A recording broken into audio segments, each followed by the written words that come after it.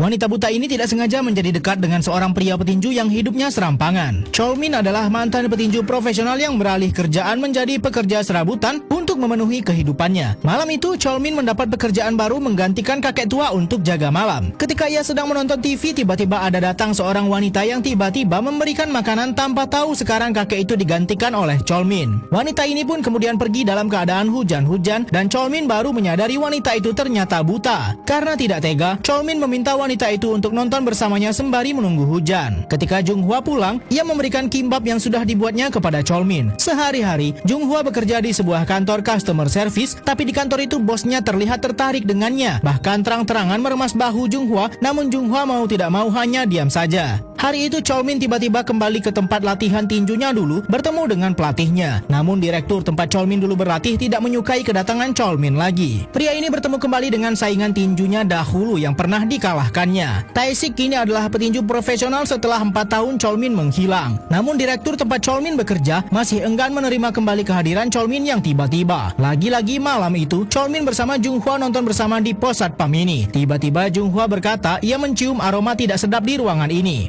Ternyata asalnya dari kaki Cholmin yang lusuh dan sudah lama tak dicuci, membuat Cholmin merasa minder. Akhirnya setelah Junghwa pulang, Cholmin kemudian mencuci bersih kakinya sendiri dan tak lupa memberikan hadiah kepada Junghwa, yakni buah persik yang sudah dicucinya. Di rumah, Junghwa yang sedang duduk dekat dengan ruang cucinya menyadari air tergenang karena lubang pembuangannya tersumbat. Alhasil karena tidak bisa melihat itu membuat Junghwa terjatuh. Malam besoknya, Cholmin yang sudah siap menunggu Junghwa sudah membersihkan sepatunya. Ia sudah hafal langkah kaki Junghwa dengan tongkatnya. Junghwa menyadari Cholmin membeli sepatu baru dari baunya, membuat pria ini salting. Kemudian ketika selesai menonton, Junghwa belak-belakan menanyakan soal Cholmin apakah dirinya tampan. Tentu saja menurut dirinya sendiri, Cholmin menganggap dirinya tampan-tampan saja tuh. Wanita buta ini nyaris tertabrak mobil dan menjatuhkan botol minum di dekatnya. Ketika ia akan menyentuh pecahan kacanya, pria ini datang menyelamatkannya. Setelah kejadian itu, Cholmin memutuskan akan mengantarkan Junghwa pulang ke rumahnya. Namun tiba-tiba di perjalanan, Junghwa kelelahan karena kakinya terluka. Cholmin memutuskan menggendong wanita ini. Namun Junghwa sudah mengingatkan dirinya akan menyesal. Benar saja ketika di tengah perjalanan, ternyata rumah Junghwa harus menaiki anak tangga yang begitu banyak. Tapi pada akhirnya, pria itu tetap teguh menggendong Junghwa sampai akhirnya tiba di rumah Junghwa. Sebelum Cholmin pulang, Junghwa meminta tolong kepada pria itu untuk mencari penyumbat yang ada di ruang cucinya. Setelah Cholmin membantunya, Junghwa kemudian memberikan tiket konser musik kepada Cholmin untuk berdua. Bahkan sebelum mereka bertemu, Junghwa bela-bela membawa dirinya ke salon untuk mengubah bentuk rambutnya. Ternyata hasilnya tampak aneh, namun wanita ini tidak bisa melihatnya. Ketika mereka bertemu, Cholmin hanya bisa tertawa melihat bentuk baru Junghwa. Saat keduanya pulang berkencan menonton acara musik, Junghwa tampak tertarik menanyakan kehidupan Cholmin yang tampak kurang nyaman. Akhirnya Junghwa kecewa kemudian pulang dan meminta Cholmin untuk pulang juga. Namun Cholmin menjelaskan hidupnya sangat berantakan dan itu adalah kekurangannya. Ia hanya tidak mau berbagi kesusahan pada gadis ini. Esoknya ketika Junghwa bekerja, bosnya memanggilnya ke ruangan. Ia memberikan Junghwa hadiah, namun Junghwa yang takut kemudian menolaknya karena tidak mau bosnya melakukan hal terlalu jauh. Cholmin sendiri mencoba bertemu lagi dengan pelatih dan direkturnya untuk memberinya kesempatan karena ia butuh uang. Cholmin menjelaskan 4 tahun ia menghilang ternyata di penjara karena dulu ia bekerja sebagai penagih hutang. Saat itu ia menagih seorang bapak tua namun berakhir buruk karena membuat pria itu cacat seumur hidupnya. Setelah itu Cholmin menyerahkan diri ke polisi untuk ditahan. Di tempat Junghwa sendiri ternyata bosnya mengikuti wanita itu sampai ke rumahnya. Bosnya merasa malu setelah Junghwa menolak hadiahnya mentah-mentah. Wanita ini menghidupkan alarm bahaya. Tak lama tiba-tiba Cholmin datang melihat kejadian itu. Cholmin yang marah kemudian menghabisi bos Junghwa, namun Junghwa memohon untuk berhenti. Setelah bosnya pulang, Junghwa berkata kepada Cholmin seharusnya ia tidak berbuat sejauh itu karena Junghwa bisa hilang pekerjaan. Namun Cholmin bertekad akan bertanggung jawab dengan hidup Junghwa, tapi gadis itu masih menolaknya. Hubungan keduanya semakin memburuk, tapi diam-diam esoknya ketika Junghwa berjalan sendirian, Cholmin ada di belakangnya mengikuti gadis itu kemanapun. Malamnya ketika Cholmin akan bekerja, Junghwa sudah ada di sana menunggunya. Junghwa berkata ia sudah berhenti dari pekerjaannya. Ia menagih janji Cholmin sebelumnya yang akan bertanggung jawab dengan hidupnya. Esoknya Cholmin datang ke rumah Junghwa membawa anjing peliharaannya bernama Dingga yang nanti bisa membantu Junghwa untuk menuntunnya berjalan. Cholmin juga mengajak Junghwa ke tempat tinggal Cholmin dahulu, namun kini sudah tenggelam. Sekarang danau inilah yang bisa dianggap rumah oleh Cholmin. Cholmin sendiri akhirnya diterima direkturnya lagi bekerja sebagai petinju di di tempatnya. Pria ini berlatih begitu keras setelah diterima lagi oleh tempat dirinya dulu menjadi petinju profesional. Demi kekasihnya, Cholmin rela bekerja untuk bertanggung jawab menghidupi gadis yang dicintainya. Rumah Junghwa juga dipermaknya dan dibuat nyaman bagi Junghwa yang tak bisa melihat. Junghwa berharap ia ingin sekali melihat sosok Cholmin. Kembalinya Cholmin ke dunia tinju membawa angin segar kepada pelatih dan direkturnya. Hidup Cholmin bersama Junghwa juga semakin indah saja. Junghwa yang memiliki keahlian mengurut mencoba memijat Cholmin yang pasti kelelahan karena setiap hari harus melakukan tanding tinju. Hari itu ketika Cholmin selesai melakukan pertandingannya, saingan Cholmin dulu yaitu Tae-sik menawarkan dirinya tanding di tempat yang lebih baik dengan bayaran yang lebih tinggi. Tentu saja Cholmin menolaknya. Hari itu Junghwa mengajak Cholmin ke makam abu orang tuanya. Di sanalah Cholmin baru tahu penyebab kebutaan Junghwa. Junghwa mengalami kecelakaan karena perhatiannya teralihkan ketika melihat seseorang terbakar dan jatuh dari lantai atas gedung. Cholmin baru ingat itu adalah saat dirinya dulu menagih hutang pria tua yang membakar dirinya karena tak bisa membayar. Ternyata penyebab kebutaan Junghwa secara tidak langsung adalah perbuatan Cholmin.